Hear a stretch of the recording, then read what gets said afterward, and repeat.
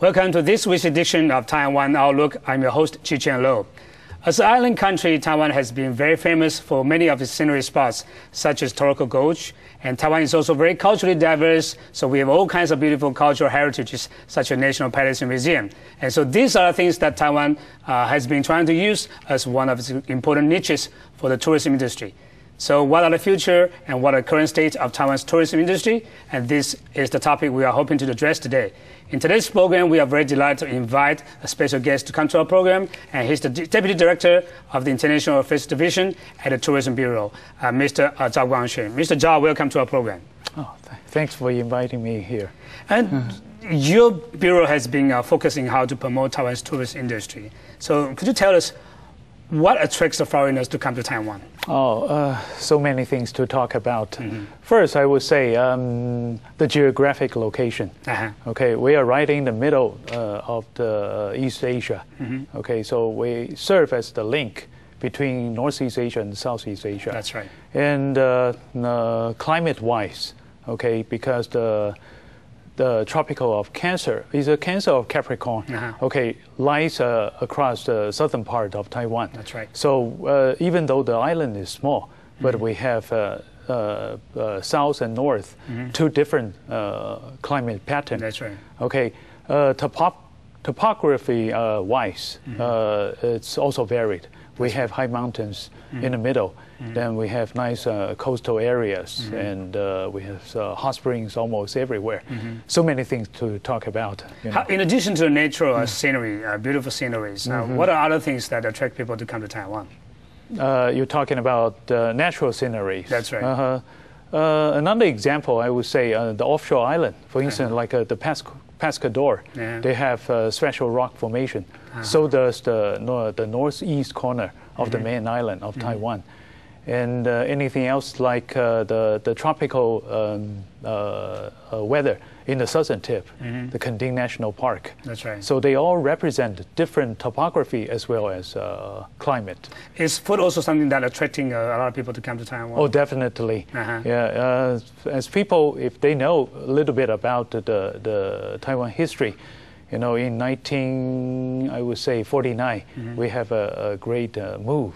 So a lot of mainlanders settled in Taiwan. Together, they bring in all kinds of food from mainland China and mixed with the local food. And not to mention the colonial period, run by the Japanese earlier. Yeah. Okay. And who are the major sources of Taiwanese tourists so far? So far, the number one, of course, is Japan. Okay, the second is the nearby, I would say, Hong Kong, Macau area. Then, because of our long relationship with the United States, it's the U.S. Yeah. I would say the fourth one is Korea. I see. Yeah. Where is the most popular spot in Taiwan for those foreigners, foreign tourists?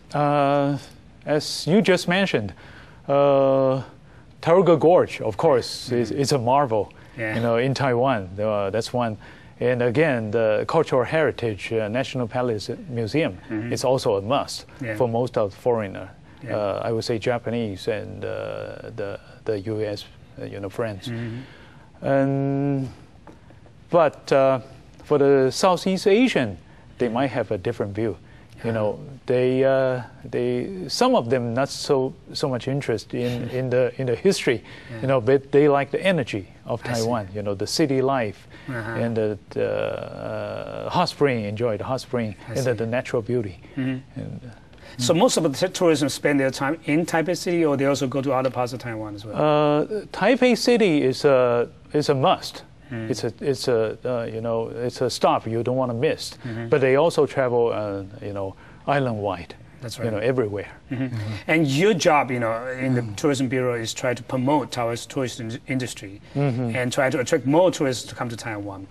What do you do to promote that kind of, tourism? You're talking about especially, I suppose, overseas, That's overseas tourism. Yeah, overseas. Of course, the first is the information.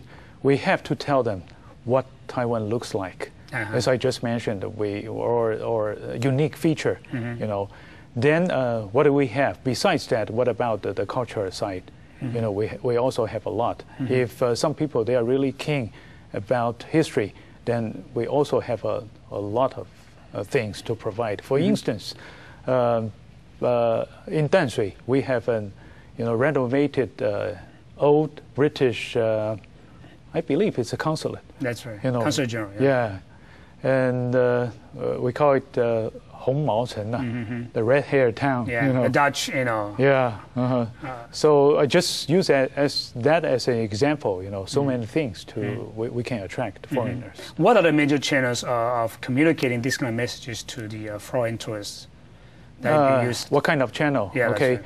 We participate all the major travel fairs in the world, and for instance, like the ITB in Berlin. Yeah. Okay. Then the WTM, the World Travel Mart in London, which are the most famous ones in the tourism business. That's right. And not to mention those regional ones, yeah, like even in Malaysia, Singapore, and Korea, and Japan, a lot. In addition to this kind of participation in the travel fairs, what are other things that you've been doing in promoting Taiwan's tourism? Okay. Of course, in recent years, we really try to put more emphasis in help develop Taiwan tourism industry. So we try to do as much advertisement as possible worldwide. Okay, that's one way. And we use a PR company and try to build up our network also, globally. That's right. We have regional offices, 10 regional offices all over the world, and they try to build nice relationship with each area's travel business community, so that we can try to establish good relationship and help them to sell Taiwan product. Yeah, of course we're hoping to get tourism from every country to come to Taiwan, but of course we must have some targeted countries, right? So what are the major or targeted countries that you've been focusing on over the years? Japan, of course, is used to be, still is, or number one, visitors coming from in that area. Then Korea is recently, it's a newly emergent, target area, and so does Southeast Asia countries, especially Singapore and Malaysia. I see. And Hong Kong, because it's so nearby, of course, it's also important. As I mentioned earlier, the United States, it's because of a special long relationship. We will continue to keep that area. Then let's move to Europe. It's after the EU established, it's more and getting more and more important.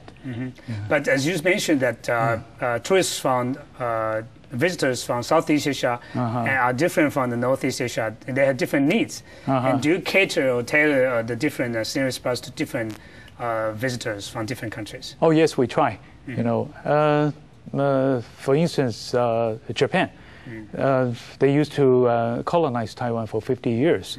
So we have a so-called nostalgic, package for the older generation, lure them to come to Taiwan. Also, they have also the same problem of, the old people, gradually take an important position in the overall population. That's right. So the so-called silver hair, group. So we try to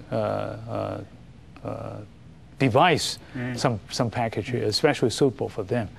Then the Southeast Asia is another story. What kind of package do we provide to them? We even have long stay, plan. Oh, I see.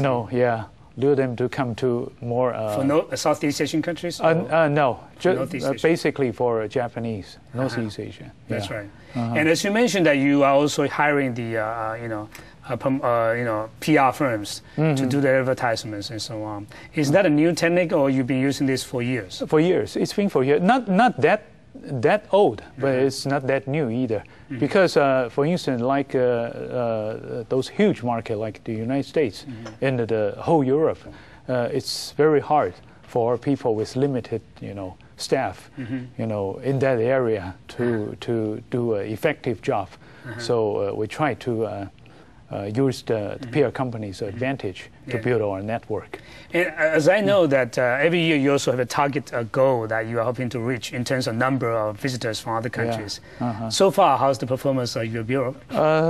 So far, so good. But I have to admit, starting from after the SARS in 2003, we have a 5-year double the numbers of visitors to Taiwan plan, which will end at the end of 2008. The original goal is 5 million. But because of but that year, by that year, this year I think it's 3.71 million. So we're still short, of that. Of course, there's many reasons, but we do our best. And what are the reasons for this kind of slow progress in terms of attracting visitors from other countries? I wouldn't say slow. If we talk about the growth rate in the past couple of years, it's not too bad. Yeah, it's not too bad. Just maybe some other reasons or element which we invent. Maybe our current market, 5 million is a really challenging goal. But apparently other countries are also competing for this kind of tourism industry. And countries like Malaysia, South Korea, and so on. So when we come back, we will talk about the comparative advantage of Taiwan's tourist industry and also the strategy of promoting Taiwan's tourist business, especially how to make a good advertisement in terms of films and so on. And we will talk about that. And stay with us. We'll be back after this message.